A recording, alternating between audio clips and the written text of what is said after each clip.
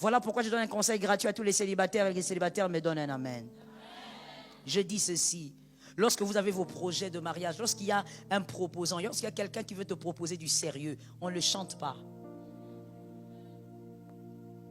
Tu parles là-bas, tu parles ici, tu parles là-bas. Toi, tu as 5 copines.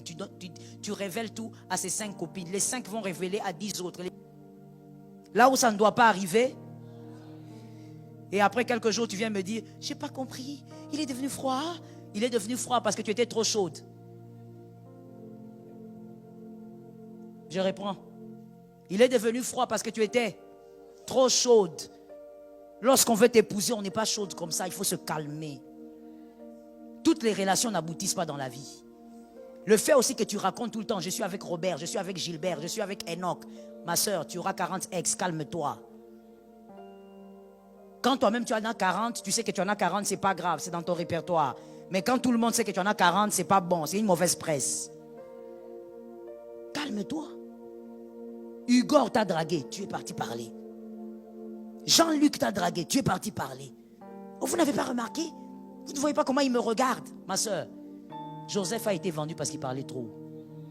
Tu vas vendre ton rêve aussi. Calme-toi. Tu as parlé déjà au pasteur, ça suffit. Tu as parlé peut-être à un encadreur, c'est bon qu'on vous aide à évoluer spirituellement. Parce qu'il y a aussi des combats dans toute cette affaire-là. Est-ce que quelqu'un m'entend? Lorsque toi tu es en train d'aller raconter, mais écoute, moi j'ai vu des filles qu'on a plaquées par leurs proposants ayant des bons projets. Parce que l'histoire s'est tellement distillée qu'un jaloux, comme on vient de dire là, un jaloux ou une jalouse vient là-bas et dit au gars, mais toi tu veux épouser cette fille, est-ce que tu la connais? Il dit, mais attends, mais justement c'est pourquoi on prend le temps pour qu'on se connaisse et tout, moi je veux l'épouser. Mais cette fille-là a trop avorté. Mais tu vois l'avortement dont on parle, non, écoute-moi très bien, écoute-moi vraiment. Tu vois l'avortement dont on parle sur la sœur n'a jamais existé. La personne a monté toute une histoire.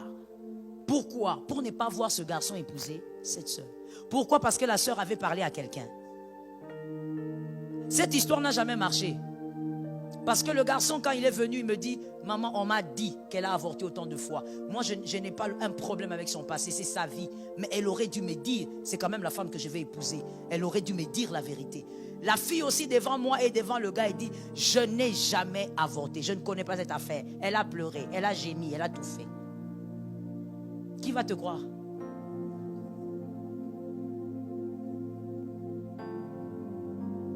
Apprends à fermer ta bouche.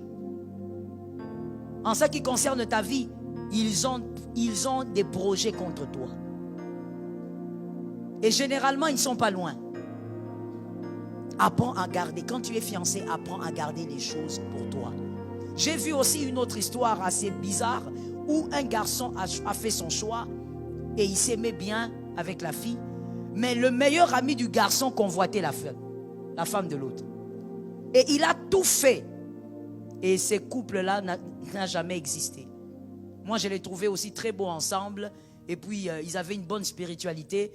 Mais ils ne se sont jamais mariés. Parce que le meilleur ami du garçon avait aussi de l'œil sur la sœur.